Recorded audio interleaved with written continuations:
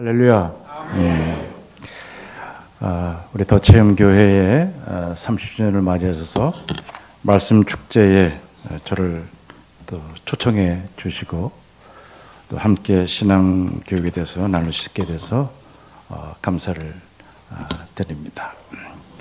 우리 찬양단은 말씀에 찬양에 아주 깊은 은혜를 받았습니다. 장로님 기도에도 은혜를 받았습니다.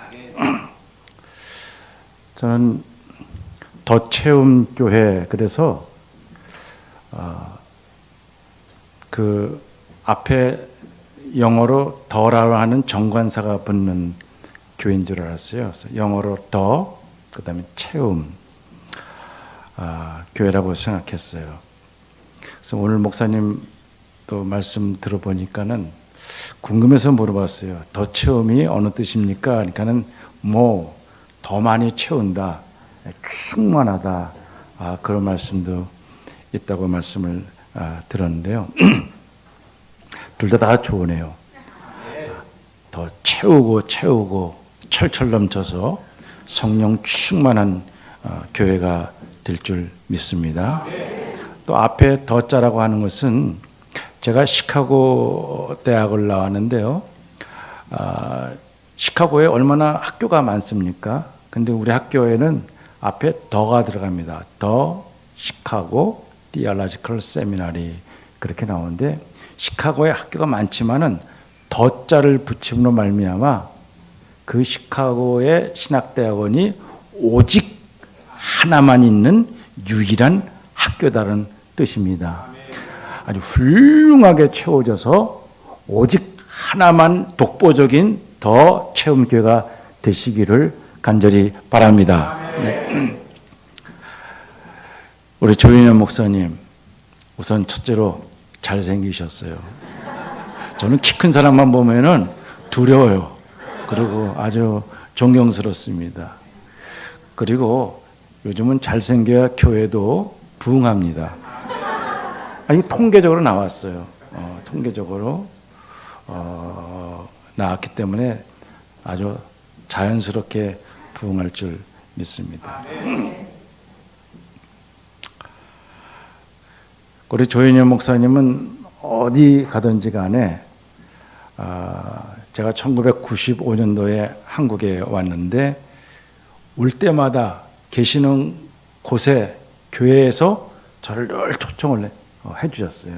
그래서 오늘도 또 제가 미국에 있다가 또 온 지 5개월밖에 안 되는데 벌써 1월 정초에 통해가지고 저희 교회에 있는 담임 목사님을 통해가지고 이렇게 말씀 축제를 부탁한다는 말씀을 하셔가지고 정말 감사를 드립니다.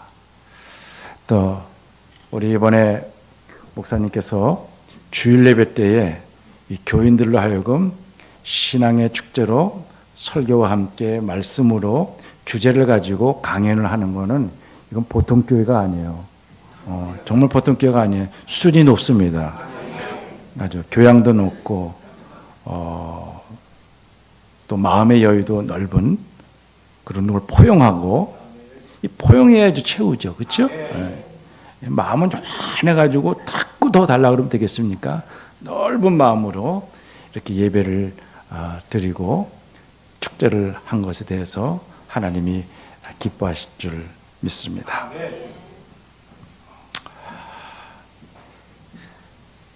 30살에 박사학위를 받고 교수가 된 사람은 학문을 가르칠 때에 자기도 모르는 얘기하고 있어요. 40세의 교수님들은 아주 자기가 전공한 것에 대해서 아주 FM으로 정확하게 전달합니다. 이론만 전하기 때문에 논리적이지만 딱딱하죠. 근데 50대의 교수님들은 자기의 이론과 또 삶의 경험을 합쳐가지고 아주 폭넓게 설교를 강의를 하십니다. 근데 60세, 65세 은퇴하는 교수님들은 강의를 하면은 시간 가는 줄 모르고 강의를 해요. 근데 65세 은퇴를 하게 되면은 생각나는 대로 얘기한대요. 제가 올해 71입니다. 망팔이라고 그래요. 80대를 바라본다고 그러는데 여러분이 와 하는 소리가 어떻게 들리는지 모르겠지만은 젊게 듣겠습니다. 그러나 오늘 저는 이거 좀 띄워주시죠. 저는 이렇게 PPT가 있어서 여기에 따라서 하기 때문에 시간 가는 줄 모르거나 또 혹은 생각난 대로 얘기를 하지 않을 겁니다.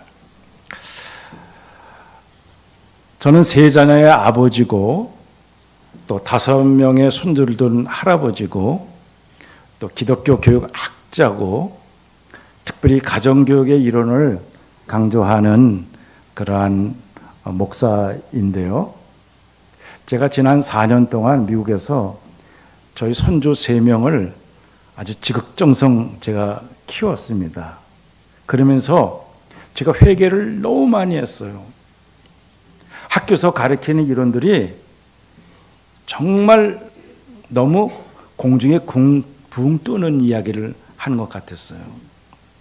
하나님이 주신 생명을 기운다고 하는 것이 얼마나 어려운 것인지. 그래서 젊었을 때에 아기를 낳고 이렇게 키우는 부모님들, 또 요즘은 할아버지 할머니들이 손주들을 키우는데 얼마나 그게 고귀하고 귀한 일인지 모르겠습니다. 그래서 오늘은 제 경험을 바탕으로 이론적인 것, 또 실질적인 얘기를 말씀에 비추어서 전하고자 해서 부모와 함께 하는 신앙교육이라는 말씀을 드리고자 합니다. 오늘 제 말씀의 요지는 2가지입니다. 부모 교육을 통해서 좀 무너져가 있는 우리 한국의 가정 공동체가 살아나야 된다는 것입니다. 또 하나는 교회가 이젠 가정과 연결하는 가정교학교 운동을 해야 되는 것입니다. 다시 말하면 이제 교회가 교사들만 가르치려고 하지 말고 어린이들만 가르치려고 하지 말고 이제는 교회가 어른들 또 부모님들을 초청해서 잘 가르치는 말미암아 그 부모가 가정에서 신앙교사가 될 때에 교회와 가정이 연합해서 가정교회 운동을 일으키는 것이 하나님 나라에 확장하는 운동이라고 믿습니다. 그리고 이 강연이 설교가 끝난 다음에는 실제로 그 일을 기도하면서 노력하는 더 체험교회가 되시길 주의 이름으로 간곡히 부탁을 합니다. 여러분, 우리가 자녀들이 있을 때에 부모님들이 바람이 뭐예요? 자녀들이 훌륭하게 자라는 것입니다. 훌륭하게 자라는 게 뭡니까? 돈 잘 벌고 아들 잘 낳고 출세하고 그런 것입니까? 그런 게 아니잖아요. 우리 기독교인이 볼 때는 자녀들이 훌륭하게 자라는 것은 하나님 앞에서 칭찬받고 사람들한테 칭찬을 받아야 돼요. 사람한테 칭찬받는 것은 인사 잘하고 외모가 깔끔하고 교양이 있고 그 다음에 자기 앞길 잘 가리면은 참 그 자식은 잘 됐어. 그 사람은 참 훌륭해. 이렇게 칭찬받을 수 있지만은 속을 몰라요. 우리가 칭찬받는 것은 하나 앞에 칭찬을 받아야 돼요. 하나 앞에 칭찬받는 한 사람을 소개하면 예수님이십니다. 누가복음 2장 52절에 보니까는 예수는 키가 자라고 외적 성장입니다. 지혜가 자라므로 내적 성장입니다. 그러니까 외적 성장과 내적 성장이 합해질 때 성숙하다고 하는 것입니다. 교회도 외적으로 성장해야 돼요. 외적으로 부흥해야 돼요. 그러나 내적으로도 우리 예수 그리스도의 마음을 닮은 내적인 성장이 합쳐질 때에 성숙한 교회가 될 수가 있습니다. 이 성숙하기 위해서는요, 키가 자라야 돼요. 마음이 넓어져야 됩니다. 그럴 때 하나님과 사람 앞에 칭찬을 받게 된 것입니다. 이렇게 하나님 앞에서 성숙한 사람이 되는 것을 기초로 하는 것이, 기초가 어디냐? 가정이에요. 가정교육입니다. 그리고 더 나아가서는 교회라고 볼 수 있습니다. 하나님께서 우리에게 이렇게 훌륭하게 되기 위해서 네 사람을 만날 수 있는 기회를 허락하셨습니다. 첫 번째는 부모를 만납니다. 부모를 어디서 만납니까? 가정에서 만납니다. 가정에서 부모를 만나면서 자녀들이 뭘 배워요? 사랑을 배웁니다. 사랑을 배워요. 이 어머님, 아버님의 사랑이라고 하는 것은 굉장히 중요한 것입니다. 굉장히 중요한 것입니다. 유명한 에릭 에릭슨이라는 사회심리학자가 0세부터 1.5세 때에 부모님으로부터 사랑을 잔뜩 받으면은 그때의 베이직 트러스트, 기본적인 신뢰가 형성된다는 거예요. 이 기본적인 신뢰가 형성되지 않으면은 불신이 형성되어서 평생 불신으로 간다는 것이죠. 그러므로 우리는요, 어렸을 때의 부모가 사랑을 많이 받은 사람은 동시에 그 마음속에 믿음이라고 하는 것이 꽉 차여졌다는 것이에요. 유대인들은 어렸을 때에 하나님 절대 신앙의 그 신앙 기초를 주기 위해서 부모가 가정에서 자녀들을 사랑을 열심히 해줘서 하나님 절대 유일한 신앙의 백성으로 만들어진다는 것이. 그렇지 않으면은 늘 믿지 못합니다. 제가 교회 생활하면서요, 한 40년, 50년 그렇게 신앙생활을 하더라도 그렇게 믿음이 안 들어가는 사람이 있어요. 아주 믿음이 안 들어가는 희귀한 사람인데 그 사람을 잘 이야기를 들어보면 어렸을 때 부모로부터 불신뢰의 감정의 사랑을 받지 못했기 때문에 그렇습니다. 이 사랑이 얼마나 중요한 것입니까?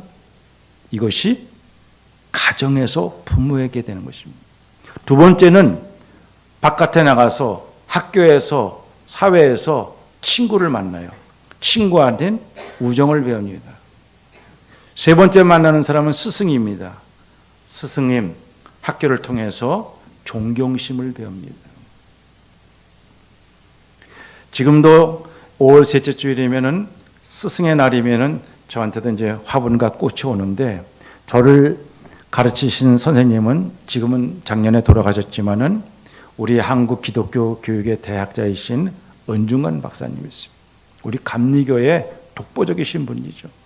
저는 은중관 박사님 댁에 매해마다 꽃을 보냅니다. 왜? 그분을 존경하기 때문에 그렇습니다. 예수님도 우리의 스승이시죠. 목사님도 스승이시죠. 그래서 여러분, 스승의 날날 목사님을 존경하는 마음으로 이렇게 존경심을 표현해야 돼요. 선생이 아니에요. 교사가 아니에요. 스승이라는 것입니다. 네 번째는 배우자를 만납니다. 어디서? 사회에서 만나고 배우자와 함께 가정에서 만나는데, 배우자로부터는 뭘 받아요? 믿음을 배웁니다. 여러분, 부부 생활을 한다고 하는 것은 믿음이라고 하는 실을 오르하기 위해서 남자와 여자가 섞어서 하는 것 같아요. 그 믿음의 줄이 딱 끊어지면은 아무것도 아니에요.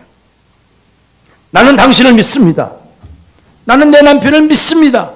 이거 하나 가지고 살아가는 거예요. 믿지 못하면은 헤어질 수밖에 없어요. 그렇기 때문에 배우자로부터는 믿음을 배우는데, 가정에서 자녀들이 사랑과 믿음을 부모로부터 배운다고 했을 때에 가정이 얼마나 중요해요. 그래서 부모가 부모 노릇을 잘 해야 된다고 하는 것입니다. 여러분들은 그동안에 부모의 역할과 노릇을 잘했기 때문에 오늘 이렇게 꽃을 받았습니다. 전이 꽃 받았는데 교회 와서 이렇게 부모님 주일날 꽃 받으니까 아주 좋으네요. 저는 내려놓지 않겠어요. 오늘 하루 종일 달고 다니겠습니다. 이렇게 가정이 참 중요하다고 하는 것이죠. 한번 여러분 물어보겠습니다. 교회에 나오는 아이하고 안 나오는 아이들 차이가 있습니까? 차이가 있다는 분 한번 손 들어보세요. 이럴 때는 손 들어보라 할 때는 다 손 드는 거예요. 내려세요. 근데 교회에 나와도 부모님과 함께 교회에 나오는 아이하고 부모님 없이 교회에 나오는 아이는 차이가 있습니까? 없습니까? 있어요. 그래서 교회에서 아이들과 함께 손 붙잡고 한 교회 다니는 것이 얼마나 중요한지 몰라요. 어렸을 때는 같이 데리고 나오는데 중학교만 되더라도 친구 따라 다른 교회 가는데 다른 교회 가면 평생 부모님과 교회 같이 못 다닙니다. 근데 같이 교회 다니면 뭐가 좋아요? 같은 말씀을 배우고 같은 신앙의 축제에 참여하고 그리고 배운 것들을 집에 가서 또다시 생각하고 나눌 수가 있으니까 대화도 되고 신앙이 한결 갖게 되는 것입니다. 그래서 가능하면은 결혼했어도 주일날이면 다 같이 교회 나와서 이렇게 할머니 할아버지도 보고 아버지 어머니도 보고 같이 식사하고 같이 말씀 배우는 게 얼마나 좋겠습니까? 그런 교회가 되시기를 바랍니다. 그럴 때에 채워지는 교회가 되는 거예요. 예? 모든 가정들이 꽉꽉 채워져야 되는 것입니다. 그럼 교회에서 뭘 배웁니까? 교회에서는요, 가치관을 배웁니다. 가치관이라고 하는 것은요, 신앙인데, 신앙은 따라서 합시다. 필요성과 규정성을 구분할 줄 아는 힘이다. 신앙은 필요성과 규정성을 분별하는 판단력입니다. 그런데 오늘날 우리가 필요한 것에 의해 살고 있습니다. 여러분, 저 옷 필요해요. 이렇게 귀중한 곳에 오니까는 정장을 차리고 입고 왔습니다.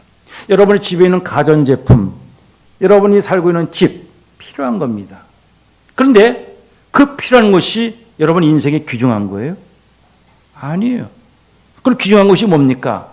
사랑하는 마음, 뜨거운 믿음, 교양, 인내하는 마음, 이런 것들은 귀중한 것인데 오늘날 한국 사회가 잘못되는 건 뭐냐면 이 필요성과 규정성이 엇박혀 있다는 거예요.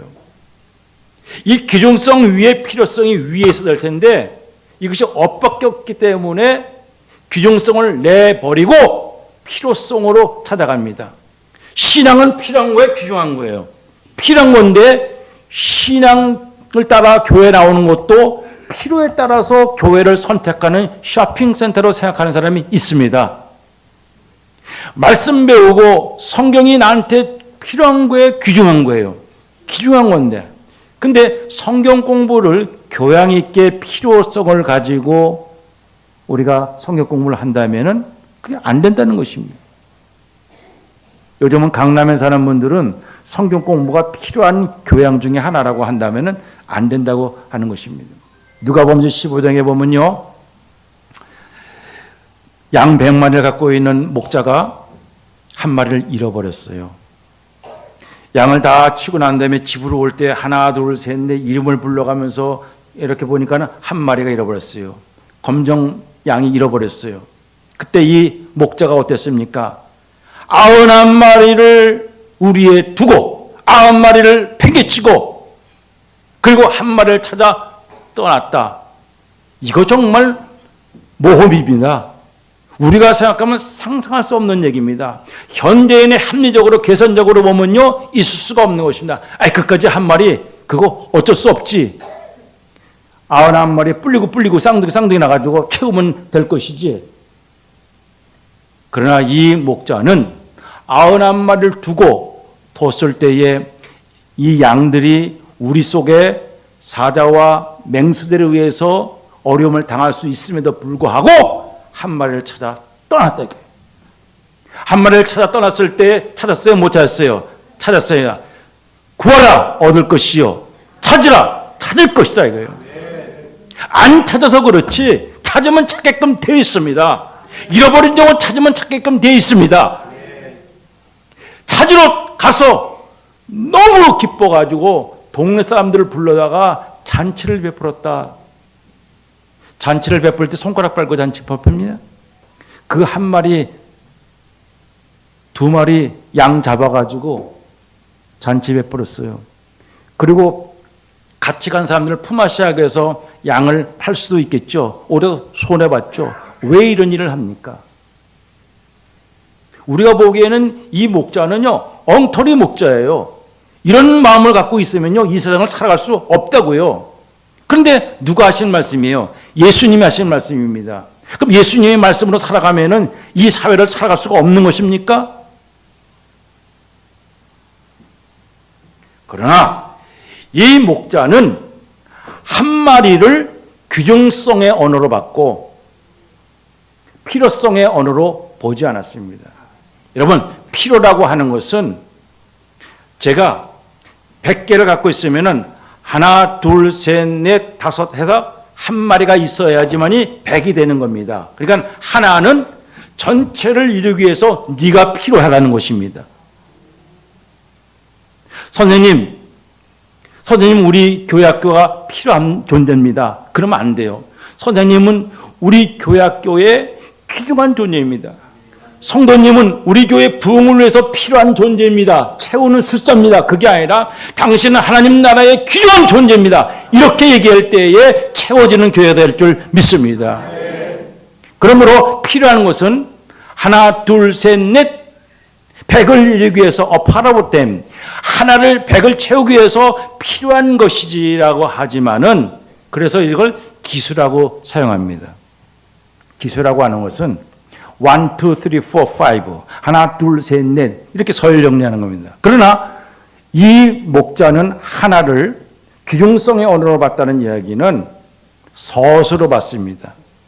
one이 아니라 the first 여기도 더자가 들어가잖아요. the first basic 근본 귀중한 것 오직 이겁니다. 예수님께서 말씀하셨습니다. 너희가 온 세상을 얻어도 생명을 잃으면 무슨 소용이 있느냐 말씀하셨어요. 생명은 필요한 거예요, 귀중한 거예요. 아무리 돈을 많이 벌어도 건강을 잃어버리면 아무 소용이 없다는 거 여러분 알지 않습니까? 그래서 건강은 건강할 때 지키는 것이지 않습니까? 나이가 들면 맨 마지막에 남는 건 건강이에요. 건강은 필요한 거예요, 귀중한 거예요. 귀중한 거예요. 그런데 이런 것을 엇바뀌어 살고 있으니까는 나라가 망하고 사회가 망하는데 교회가 뭡니까? 교회는 이러한 진리를 가르쳐 주는 것이죠.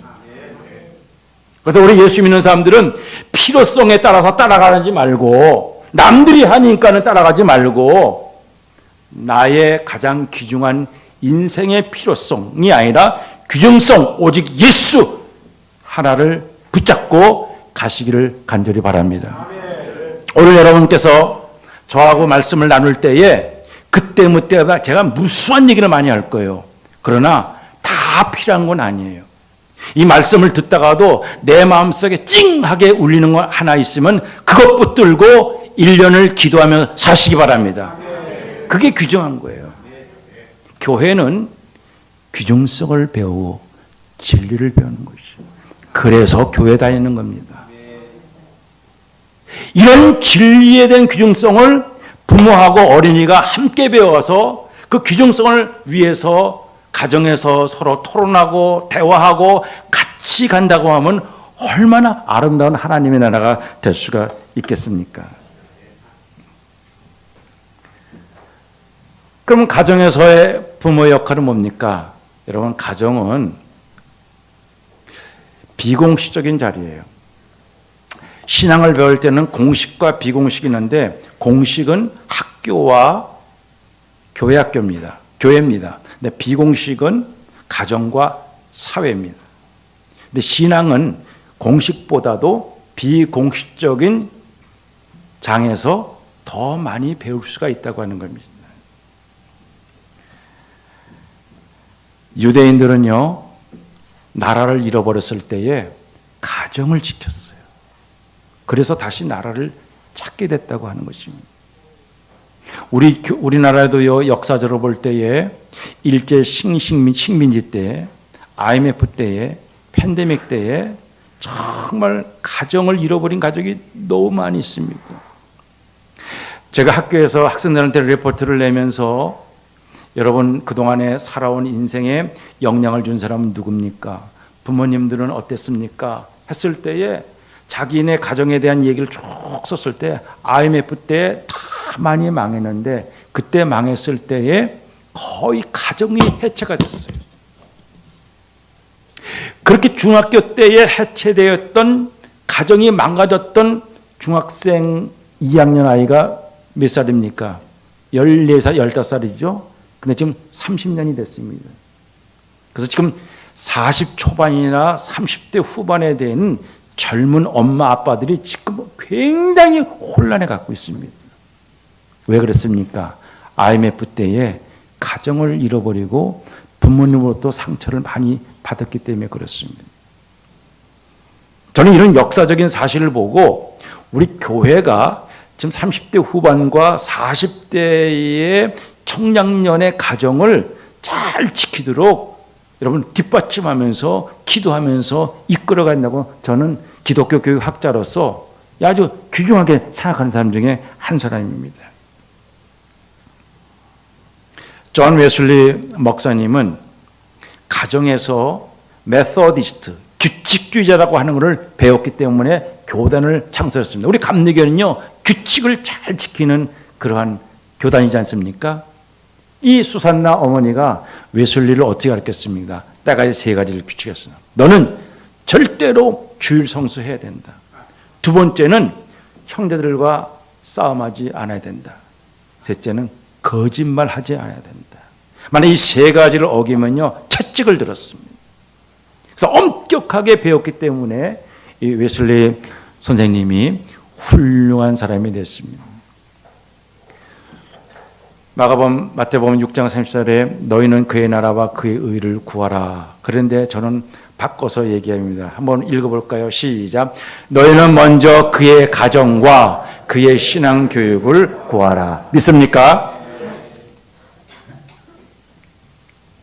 그런데 오늘 우리들의 가정이 어때요? 망가졌어요. 우리들의 가정의 가장 큰 문제가 뭐냐면요, 어린이들을 학대하는 것과 어린이들을 방치하는 것입니다. 여기 인천이죠. 제가 2011년 미국에서 우리 아이들을 키울 때에, 손주들을 키울 때에 뉴스를 보고 얼마나 울고 얼마나 떨었는지 모릅니다. 2011년 11월 달에 인천에 있는 30대의 엄마가 38개월 된 아기, 3살짜리죠. 그 아이를 집에다가 두고 바깥에 나가서 3일 동안 있다가 들어와서 애가 어떻게 됐어요? 죽었어요. 그 가슴 아픈 이야기 정말 충격을 받았어요.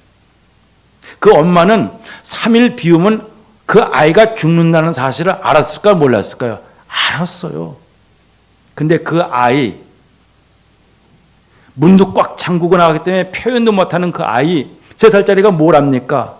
대소변도 가리지 못하는데 그 아이에게 빵과 초코볼과 젤과 주스와 2리터짜리 병 하나를 그 TV 앞에다 놓고 나갔다가 친구들하고 놀다가 3일 만에 오니까 애가 죽었어요. 이게 방치야, 이게 방치. 이런 일이 한둘이 아니에요.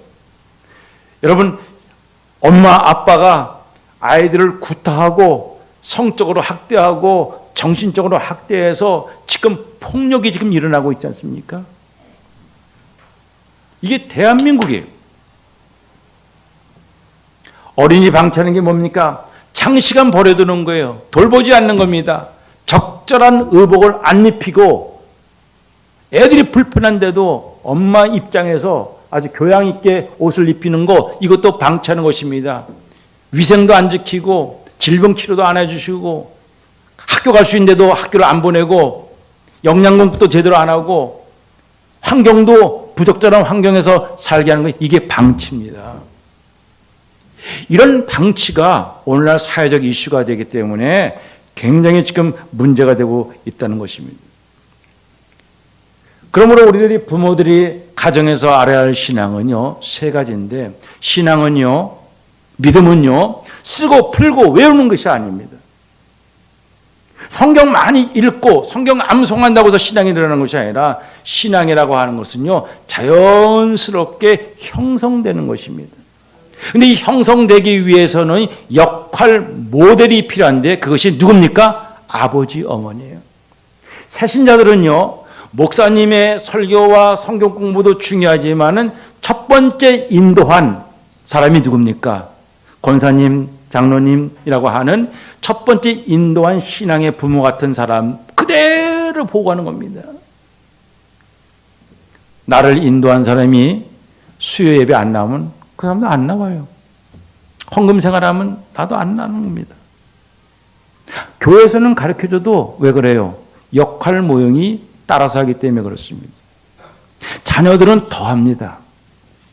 0세부터 3세 때에 부모로부터 많은 영향을 받는데 말하는 표현하는 거 다 똑같아요. 언어, 습관, 살아가는 삶의 방식 얼마나 똑같이 못합니다.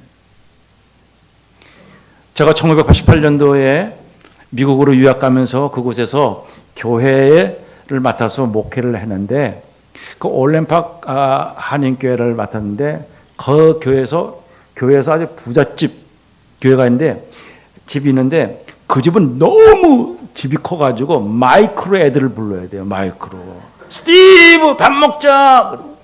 스티브 왜 대답 안 해? 야, 스티브 이 시끼야 빨리 와. 근데 딱 와보니까 된장찌개를 끓였어. 안 먹어요. 걔네들은 핫도그 좋아하고 햄버거 좋아하는데, 피자 좋아하는데, 막 밥 먹어. 한국 사람들은요, 된장 먹어야 돼. 싫어해. 애만 먹어. 나중에는 밥 처먹어. 빨리 안 처먹어. 안 처먹어. 근데 그 아이가, 스티브가 지금 MIT 대학 나와가지고서는 지금 훌륭한 그런 회사를 갖고 있는데, 하루는 이 아버지가 공항에서 저기 친구가 온다 그러니까 출렁출렁거리는 그 큰 그 캐딜락 차를 타가지고 아들을 데리고서는 갔어요. 스티브 인사해. 내 동창이야. 그러니까 안녕하세요. 어이구 네가 스티브 그러구나. 한참 가는데 한참 이 얘기를 하는데, 아빠, 이 아저씨 오늘 우리 집에서 잘 거예요? 그렇지, 자야지. 그럼 우리 집에서 밥 처먹겠네. 그 밥 처먹는다는 소리를 누구한테 배웠어요? 스티브 밥 처먹어 엄마. 그 얘기를 그대로 하는 겁니다. 이런 얘기가 한두 끝도 없어요. 어느 교회 교인이었었는데 목사님하고 갈등이 많아가니까요, 그냥 막 저기를 했어요. 밥상머리에서 목사님을 욕을 많이 했어요. 목사님 말씀. 그 정목사라고 있는데, 정목사가 연세대학교 신학대학 교수셨는데, 그분이 교인한테 전화를 했어요. 근데 그 아들이 받았어요. 아들이 받고, 너 안 먹이려구나. 그때 누구세요? 나 목사님이야. 그러니까 아빠, 때 전화 왔어. 그러니까 누구야? 그러니까 목사 새끼. 그거 어디서 배웠어요? 아버지로부터 배우는 것입니다. 이게 바로 롤 모델입니다. 가정은요, 농사를 짓는 분들이 모종을 모판에서 이렇게 심어가지고 옮기는 거와 똑같은데, 사회에 이 아이를 옮겨가기 전에 가정이라는 모판에서 키울 때에, 왜 모판에서 키웁니까? 잘 키우기 위해서 하는 겁니다. 이 모판과 같아요.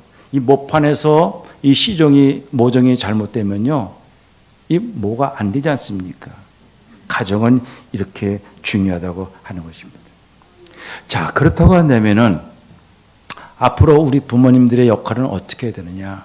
오늘 바울의 말씀입니다. 따라서 합시다. 시작. 아비들아 너희 자녀를 노엽게 하지 말고 주의 교양과 훈계로 양육하라. 첫째로 노엽게 하지 말라 그랬어요. 가정에서는요, 주어진 힘을 쓰는 방법을 잘 사용을 하게 됩니다. 우리가 살다 보면요, 우리가 알지 못하게 주어지는 힘이 있는데 이 힘을 잘 쓰는 방법을 올바르게 배워야 될 텐데, 잘 쓰는 방법을 배우면은 이 파워가, 힘이 에너지가 되지만은 잘못 쓰면은 폭력이 되는 것입니다. 우리 대한민국의 학교에서 폭력. 왜 그렇습니까? 학폭. 왜 그렇습니까? 가정에서 힘쓰는 방법을 배우지 않았기 때문에 그래요. 한때 우리나라에 졸부라는 사람들이 많았어요. 졸부는 뭡니까? 갑자기 재산이 불고 갑자기 힘이 주어졌는데 그 힘 쓰는 것을 못하니까는 그 돈 쓰는 방법을 헤프게 쓰는 사람을 갖다가 우린 졸부라고 그랬습니다. 하나님께서 우리 한국에 역사적으로 많은 은혜와 은사와 힘을 허락해 주셨는데 그 능력을 잘못 쓰니까 한국교회가 졸부교회가 된 거예요. 하나님이 왜 주셨을까?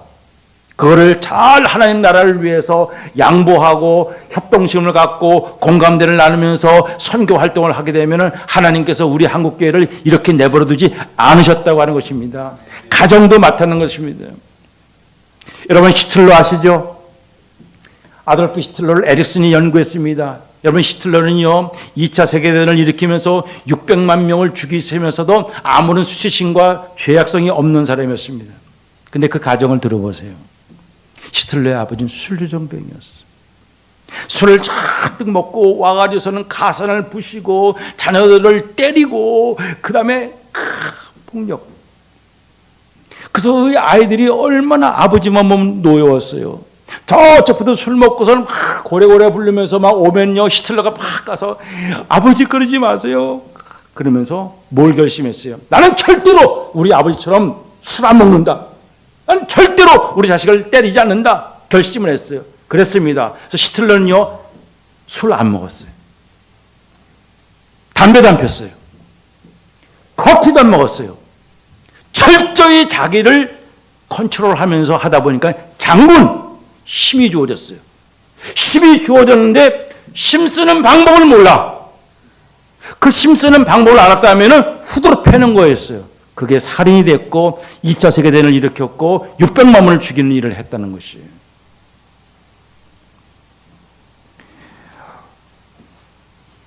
우리가 하나님부터 힘이 주어질 때 그런 쓰는 방법을 가정에서 배우고 교회에서 배워야 된다. 왜 주셨을까? 잘 먹고 잘 살라고 하나님이 우리를 부유케 하지 않으셨어요. 신앙의 눈으로 보고 더 나눠주는 일을 하라고 주셨습니다. 이 주어진 힘을 에너지로 만들려고 주셨지 바이런스, 폭력하라고 주신 것은 아니라고 하는 것입니다. 어떤 힘이 주어졌냐가 아니라 주어진 힘을 어떻게 사용하느냐를 배워야 되는 것입니다. 하나님 나에게 왜 이렇게 복을 주십니까? 감사도 하지만 어떻게 쓰는지 저에게 지혜를 주세요.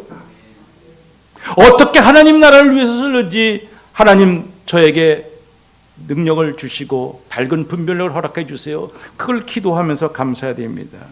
이러한 경험이 협동심이고 양보심이고 공감대를 나누는 겁니다. 이것이 바로 오병이의 기적이에요. 거기에는 많은 사람들이 도시락을 갖고 왔었어요. 근데 내놓지 않았었어요. 근데 이 어린아이가 자기의 갖고 있는 도시락을 예수님 앞에 드릴 때에, 나눌 때에 기적이 일어났어요. 없어도, 가난해도, 부족해도 나보다 더 못한 사람이 있겠지 하고 나눌 때에, 봉헌할 때에 하나님께서 더 채워주실 줄 믿습니다. 오늘 보니까 더 채워준다는 말이 많이 나오네요. 아주 저하고 딱 맞네요. 이런 평화라는 말 보세요. 저 평자는 고를 평자예요. 화자는 이게 쌀미비라고 그래요. 벽시벼라고 그래요. 입구. 평화는 사람들의 입에 쌀을 골고루 나눠 먹는 것이 평화다. 그래서 우리는 밥 먹자, 함께 먹자. 예수님도 부활하시고 난 다음에 베드로를 회개시키고 베드로가 언금 올라갈 때 첫 번째가 뭡니까? 아침 먹자. 숯불구이 먹었어요. 숯불구이. 이 평화는 뭡니까? 힘을 나누어 골고루 나눌 때 되는 것입니다. 그래서 우리 기독교 가정의 부모님들은 힘을 올바로 쓰는 법을 보여주기 위해서 절대로 자녀들을요 노엽게 하지 말고 축복해 줘야 될 줄 믿습니다. 그렇게 되시길 주의 이름으로 축원합니다. 두 번째는요, 주의 교양과 훈계로. 이거는요 주님의 교양과 훈계 가운데 교양이라고 하는 주님의 말씀입니다. 주님의 교훈은 사랑이에요. 예수님의 말씀 마태복음, 마가복음, 누가복음, 요한복음을 엑기스로 꽉 짜면은 예수님의 말씀이 뭐예요? 사랑이에요. 내가 너희를 사랑한 것 같이 너희도 서로 사랑하라 그랬어요. 예수님의 말씀은 사랑이에요. 근데 이 사랑을 잘 조절을 해야 돼요. 부모님의 사랑은 두 가지입니다. 하나는 과잉보호 사랑, 또 하나는 사랑하지 않은 무관심. 여러분 여기 꽃이 있어요. 이 꽃 화분에다가 물을 잔뜩 주면 어떻게 됩니까? 썩어 문드러져요. 근데 물을 안 주면 어떻게 비비 틀어져 가지고 폐역해지지 않습니까? 자녀들도 마찬가지예요. 근데 오늘 우리나라의 가장 큰 문제는 사랑을 너무 과잉으로 하다 보니까 아이들이 심약해지고 마음이 썩어져 버렸어요. 1994년도 박한상과 또 지존파라는 사건이 생겼는데 이것 때문에 국무총리가 사임을 하게 되었습니다. 박한상은 부잣집 아이였어요. 유학을 보냈어요. 아버지가 한약방을 했더니 부자였었습니다.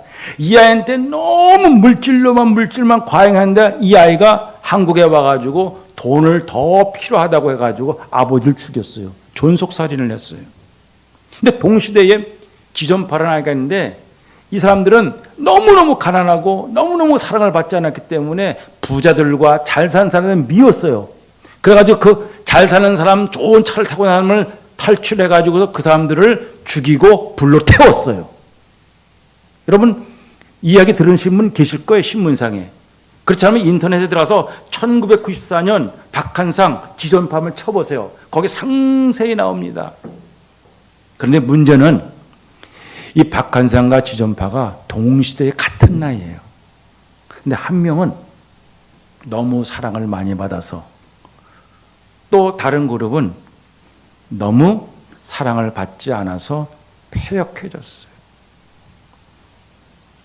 오늘 학교 폭력도 폐역한 겁니다. 오늘날 학생들이 심약해서 쓰러지는 것도 과잉보호입니다. 사랑을 적당히 줘야 된다 하는 이야기죠.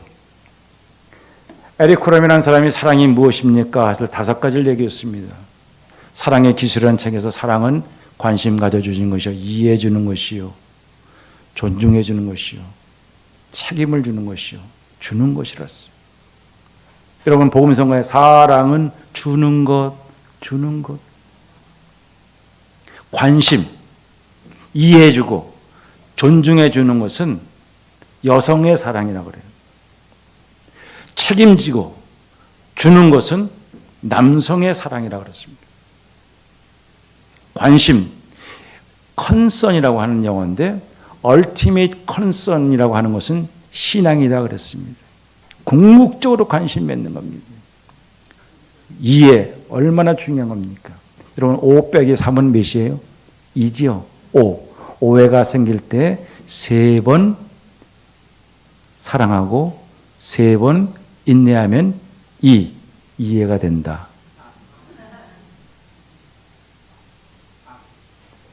존중해 주는 거. 여러분 부인을 참 존중해 주세요. 아이들도 많이 존중해 주세요. 그 아이는 나중에도 존중받게 될 것입니다. 성경에도 그런 말씀이 있어요. 네가 나를 존중하면 나도 너를 존중했지만 네가 나를 멸시하면 나도 너를 멸시하리로다.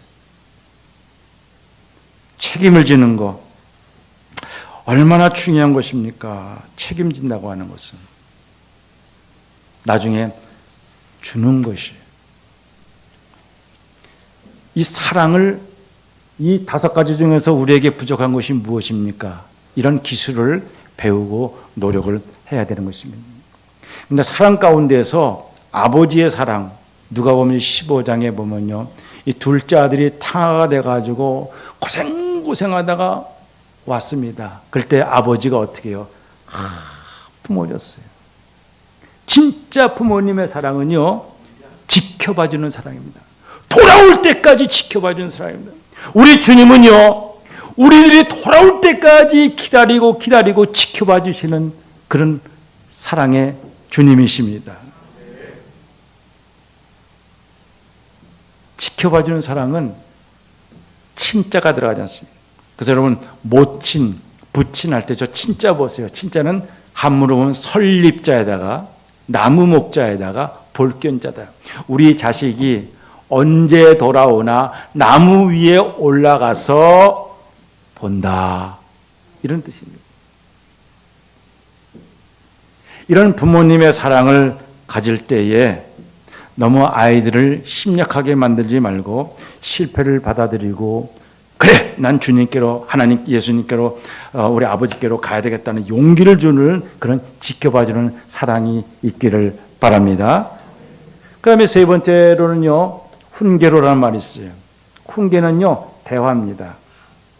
예수님은 다양한 대화를 하셨는데요, 율법학자들한테는요, 논리적으로 질문하면서 아주 합리적으로 대화를 하셔서 승리하셨어요. 그럼 무식하고 어려운 대중들한테는요, 비유법을 통해서 대화를 하셨습니다. 그 다음에 제자들한테는요, 몸소 발을 씻겨가면서 몸소 해가는 걸 통해서 몸으로 대화를 하셨다고 하십니다. 대화라고 하는 건 설득하는 게 아닙니다. 대화는 타협하는 것이 아닙니다. 대화라고 하는 것은 서로 다르다고 하는 것을 인정하는 것입니다. 서로 다르다는 것입니다. 여러분, 손가락도 다 다른데 자녀들 다 다르지 않습니까? 남들도 다 다르지 않습니까? 신앙의 양태도 다 다르지 않습니까? 이것을 서로 인정하는 마음이 대화입니다. 대화하면서 다름을 인정하고, 다름을 인정하기 위해서 자꾸 대화할 때가, 이게 바로 훈계라고 하는 것입니다. 여러분, 아버지의, 어머니의 생각하고 아이들하고 생각은 달라요. 똑같지가 않습니다. 어른들의 생각하고 아이들의 생각은 시대에 따라서 다릅니다. 똑같이 생각하지 말라는 것입니다. 아버지, 어머니 입장에서 생각하지 말라는 것입니다. 저쪽 편에서 이쪽 편에서 다름을 인정하면서 이렇게 서로 이해하고 인정할 때에 이게 중요한 것인데, 만약에 강요하는 마음으로 대화를 한다면 애들이 예스 하지만은요, 솔직하지 못한 예스를 합니다. 그래서요, 솔직한 노가 중요하지, 거짓에 예스하는 예스맨 만들면은 이 나라가 무너지는 왕국이 된다고 하는 것이죠. 그래서 부모님들은요, 할 수만 있으면요, 솔직하게 대화하고요, 용납하고, 그리고 마음을 받아들일 수 있는 공간을 닦아주는 일들을 해야 된다고 하는 것입니다. 저희 집 얘기할게요. 우리 큰아들이 어렸을 때, 중학교 때 이야기입니다.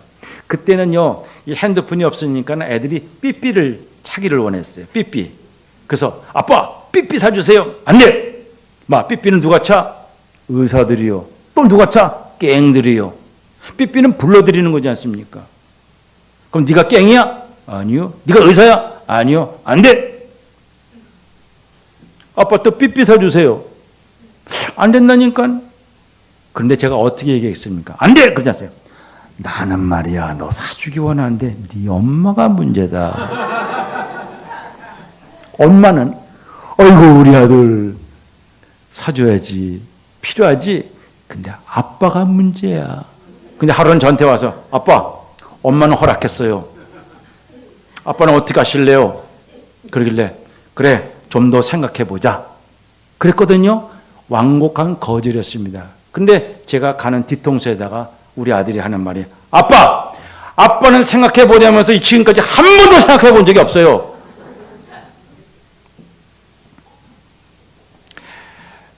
제가 그때 책임 없는 예스를 한 사람으로 내 자신의 내 마음이 무너지는 왕국을 만들고 있다는 것을 깨달았고 회개했습니다. 나는 정말 자녀들한테 솔직한 대화를 하지 못하고 있구나. 이 솔직한 대화를 할 때 정직한 운동을 하게 되는 것인데 이것이 가정에서 부모로부터 솔직하게 하는 거예요. 여러분, 솔직하지 않아도 애들 다 알아요, 몰라요? 우리 집이 잘못 사는 거, 우리 집이 잘 사는 거, 우리 집이 지금 잘못되는 거, 우리 집이 지금 이렇게 부모님들이 힘들게 어렵게 고생하고 있는 거 다 알아요, 몰라요? 알아요. 나는 괜찮아. 걱정하지 마. 우리 괜찮아. 그러지 마세요. 솔직하게 얘기하세요. 솔직하게 얘기해놓고 같이 대화하고 같이 기도하면은 그 아이도 합심하여서 우리가 가정이 회복될 줄 믿습니다. 솔직하게 했어요. 근데 솔직하게 하지 못할 말 20가지인데 그냥 넘어가죠. 자녀들의 인격을 무시하는 말. 그때 저걸 낳지 마서라 했는데. 머리는 무거운데 왜 달고 다니냐. 너는 왜 집에서도 교복을 입고 난리냐. 이런 애들한테 자존감을 망가뜨리는 것이야. 너는 우리 집의 보물이야. 너를 태어나신 하나님께 감사한다. 너는 아주 훌륭한 인물이 될 것이야. 자신감을 주고 존중함을 주는 그런 얘기로 얼마든지 바꿀 수 있습니다. 자녀들을 몰아세우지 마세요. 야, 넌 뭐 그렇게 서란이 그렇게 기냐. 요점만 얘기해. 그만 떠들고 빨리 네 방 가서 공부해. 그러지 말고 자발적으로 하도록 여유를 갖고 생각하고 급하게 하지 마. 엄마가 기다릴게.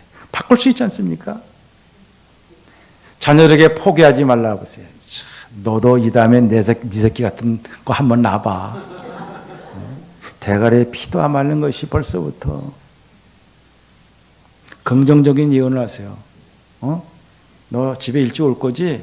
너 다음에 이거 꼭 할 수 있는 거지? 나는 믿는다. 그렇게 긍정적으로 예언을 하시면 자녀들 아이들에게 비교하지 말라세요. 아유, 저 옆집 오뱅이동의 아파트에 있는 걔는 다 뛰었다는데 너는 책상이 없냐, 피아노가 없냐, 뭐가 없냐? 우리는요, 피아노가 없어가지고 그림 그려서 방바닥에 놓고 쳤어, 엄마. 그러지 마세요. 남과 경쟁, 자기와의 싸움을 할 수 있도록 대화를 하게 해주신다는 것이. 자녀들을 고립시키지 말라. 절대로 너는 그 애하고 놀면 안 돼. 절대로 LH 아파트에 있는 애들하고 놀지 마라. 아이들을 고립시키고 차별시키는 힘을 주면 안 됩니다. 세상에 살다 보면은 그런 일도 있어. 큰 일도 하려면 작은 일도 해야 돼. 이 경험을 자꾸 쌓기 위해서는요, 여행도 많이 다니게 하고 많은 일들을 경험하게 하는 것이 좋습니다.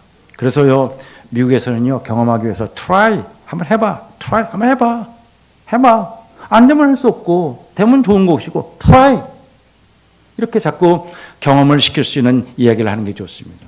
결과만 딸리지 말아야 돼. 몇 개 틀렸어? 몇 점이야? 잠깐 가끔가다요, 제가 이렇게 지나가다 보면요, 제가 이제 교회를 목회도 하실 때입니다. 그럼 탁 만나면 꼭 친구들이나 아는 사람들이 아이고 교수님도 교회를 개척하셨다면서요. 그럼 꼭 하는 말이 몇 명 모여요? 그래서 내가 네가 가서 쉬어봐. 나하고 아무 관계도 없는데 몇 명 모여요? 사람은요, 결과보다도요, 과정이 필요한 겁니다. 우리는요, 뭐로 가더라도 뭐 어디만 가면 된다, 결과해 준대. 그게 아니에요. 등산을 갈 때에 정상에 가는 것 중요하지만 올라가는 길은 각각 다 루트가 다 다르다는 것입니다.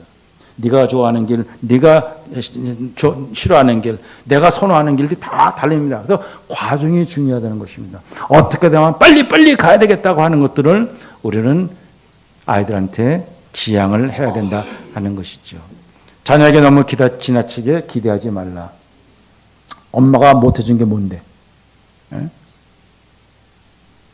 아이들한테 신뢰심을 주시기 바랍니다. 실망하지 한번, 다시 한번 해봐. 그렇게 용기를 줘야 됩니다. 마지막으로요, 제가 한 11분 남았는데 양육하라 그랬어요. 양육은요, 울타리를 쳐주는 겁니다. 울타리. 울타리는요, 부모님의 자리입니다. 부모님의 자리는 아버지는 남성 모델의 자리고 어머니는 여성 모델의 자리입니다. 아버지의 자리는요, 목표를 주고 헤쳐나가고 방향을 제시하시고 그 다음에 투지를 보여주는 그런 힘을 보여주는 것입니다. 엄마 자리는 어떤 자리입니까? 포용해주고 사랑해주고 쓰다듬어주고 안아주는 것입니다. 저는 아버지 없이 사도적자로 태어났어요. 제가 태어날 때 아버지가 안 계셨어요. 저는 지금까지 아버지를, 육신의 아버지를 아버지 불러본 적도 없습니다. 저 참 불쌍한 사람입니다. 불쌍해 컸습니다. 저는 아버지를 보질 못했기 때문에 아버지 노릇을 제대로 못한 것 같아요. 근데 감사하게도 우리 어머니가 아버지였고 우리 할머니가 엄마였었습니다. 저는 우리 아버지가, 엄마가 망치를 가지고 막 이렇게 집을 고치는 것을 봤어요. 그리고 어른이 생기면 우리 외삼촌 안중인데, 중이셨는데 늘 엄마하고 벽 마당에서 뭐라고 속속속속 그렇게 얘기하면서 큰 일을 결정할 때는 그렇게 중요시 여겼습니다. 우리 어머니는 당찼어요. 우리 어머님은 저를 호되게, 저는요 사도적자로 태어나서요 그렇게 부유하지 않았지만요 가난하게 살지 않았어요. 저는 독상 받고 살았어요. 저는 미안하지만요 보리밥을 먹어본 적이 없습니다. 어렸을 때도. 저 혼자 팔각상 독상에다가 혼자 밥을 먹었어요. 우리 어머님은 저를 지아비처럼 모셨어요. 결혼해서도 며느리가 아니라 며느리가 밥을 하면은 꼭 저한테 밥상을 가져왔어요. 우리 어머님이 제가 부엌에 들어가면 야단을 쳤어요. 남자 자식. 그것이 오늘날 저에게 가부장적인 마음을 가져온 사실입니다. 그리고 저한테 바깥에 나가서 애비 없는 호로 자식이란 말 들어봐. 그럴 땐 매를 들었어요. 우리 어머니는 아버지로서 저를 엄격하게 키웠어요. 그리고 목표를 제시하고 헤쳐나가는 그런 모습을 보여주셨기 때문에 얼마나 감사한지 모릅니다. 근데 우리 할머니는, 할머니 10판만 그러면 그래 우리 어머님이 막 저를 막 때리고 그러면 제가 막 도망가다가 할머니 보면 할머니, 그래서 할머니 치마 속에 쏙 들어가가지고 뺑글뺑글 들으면 얘야 왜 그러냐 할머니가 이렇게 해줬어요. 치마가 할머니의 나의 피난처였어요. 근데 요즘 엄마는 핫팬티만 입고 있기 때문에 치마가 안 입어서 포용을 못해. 오히려 엄마가 더 때려. 어렸을 때 확 잡아놔야 돼요.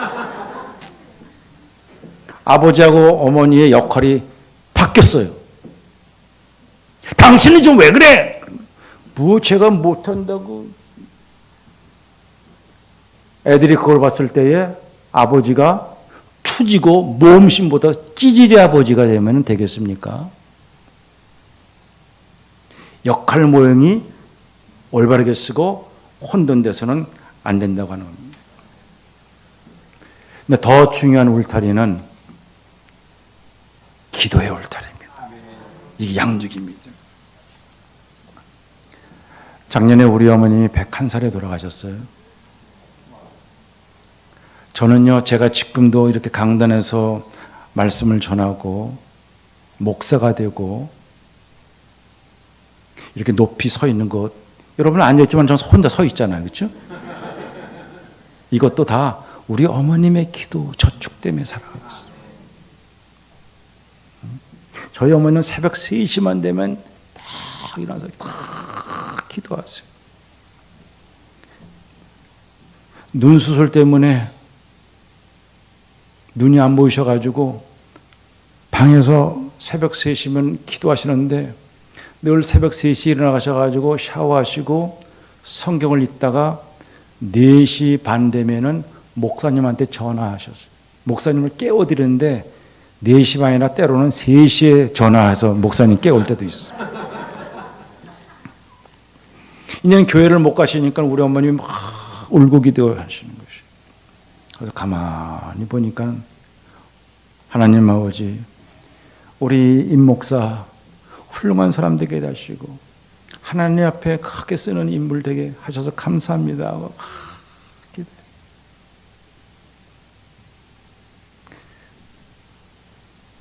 그래서 제가 우리 어머님을 이렇게 안수를 기도를 이렇게 해드렸어요.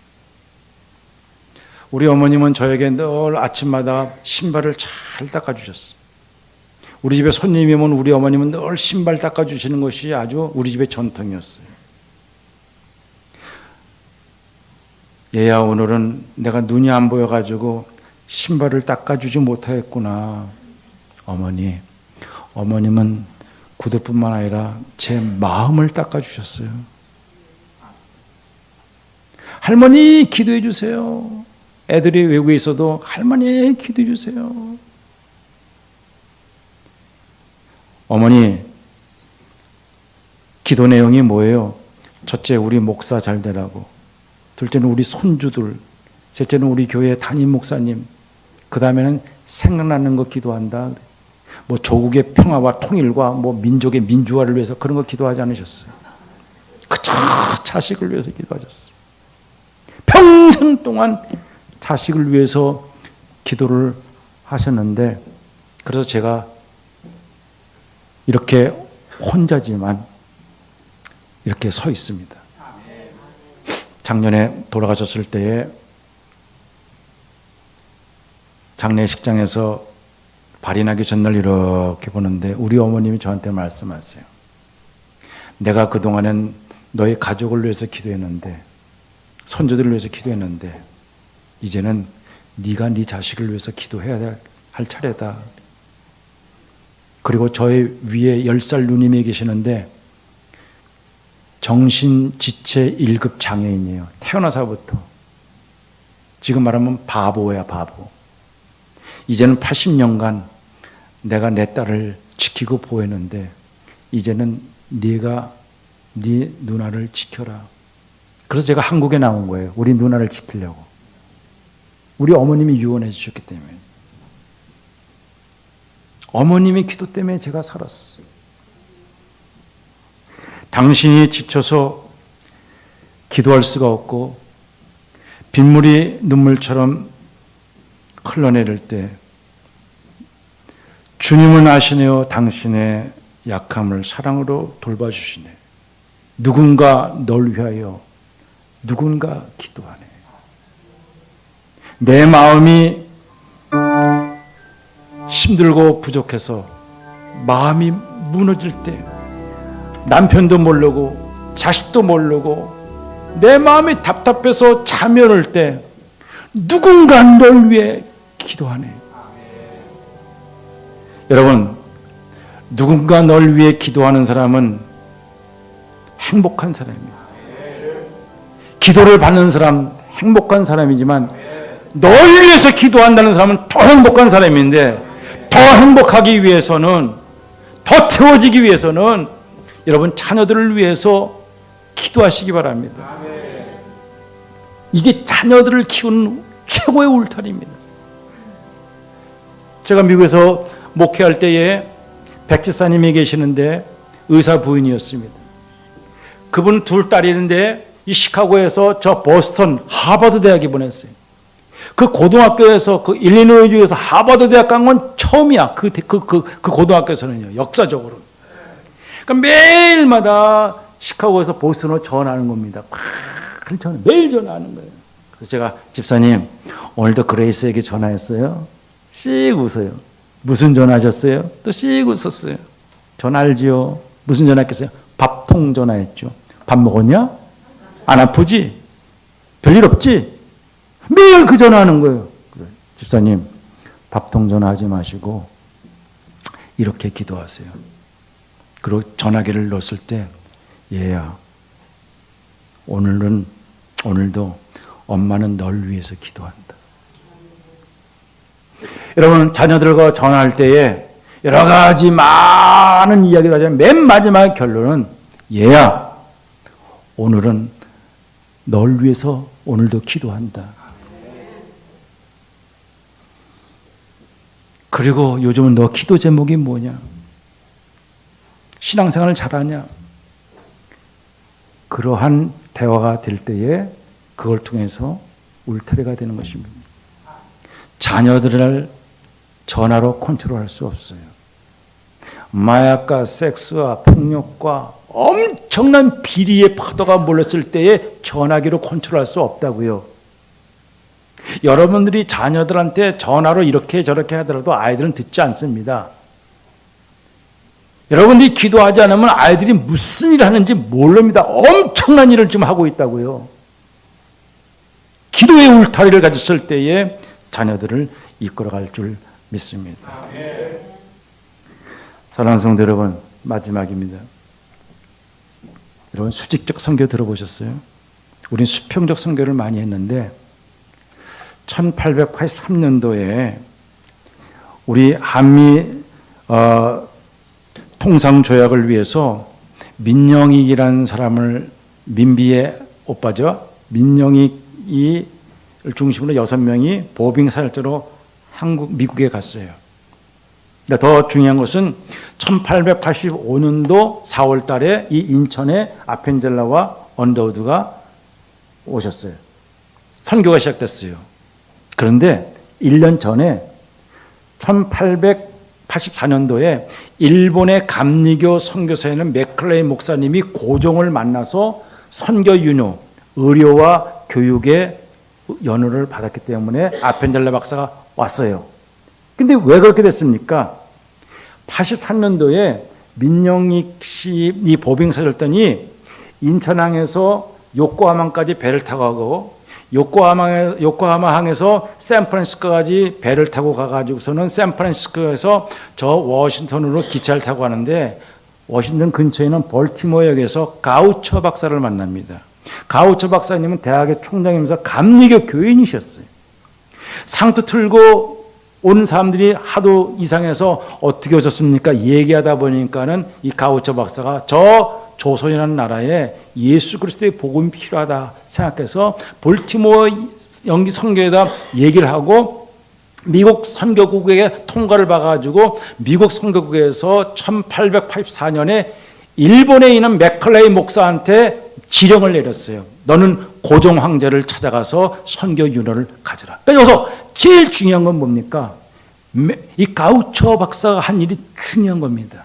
이 가우처 박사가 너무 중요한 일을 했기 때문에 한국에서 선교 130주년을 맞아서 저 종로에는 서울중앙교회에다가 가우처 기념 예배당을 만들었어요. 그 가우처 기념 예배당을 만들고 난 다음에 증손자, 고손자 3대, 4대에 있는 손주들을 불러 모았어요. 근데 그 손주들이 와가지고 하는 말이 우리 할아버지가 이런 일을 하셨대요. 우리 할아버지 이런 일을 하셨대요. 그러면서 하는 말이 이제는 우리는 미국에 돌아가서 더 교회 생활 잘하게 하겠습니다. 그동안 교회를 안 다닌 거예요. 이게 무슨 얘기입니까? 수평적인 선교와 다른 일도 많이 해도 좋지만은 가족들의 신앙, 자녀들의 신앙을 위해서 수직적인 선교의 가정신앙 돌봄이 얼마나 중요한지 아시냐는 것입니다. 그러므로 여러분, 앞으로 우리들이 해야 할 가장 중요한 것은요, 교회가 부모들의 신앙교육뿐만 아니라 가정교육을 통해서 이 부모들이 교사가 되어서 역할을 해서 가정교회가 회복되고 가정교학교 운동을 하는 역사가 있어지기를 간절히 바랍니다. 저는 목사님한테 그런 말씀을 했지만요, 저는 이제는 헌신적으로 정말 이러한 부모들한테 신앙이 중요한 역할을 한다면 언제든지 달려가가지고 한 번만이 아니라 연속적으로 부모 교사들을 위한 가정회복 운동을 위한 그러한 세미나와 그런 가르침을 하겠다, 그런 말씀을 드린 적이 있습니다. 더 채운 교회가 가정교육교 운동의 모델이 되어서 더 채워지는 가정교육교 운동을 일으키는 모델교회가 되시기를 주의 이름으로 축원합니다. 감사합니다. 기도하겠습니다.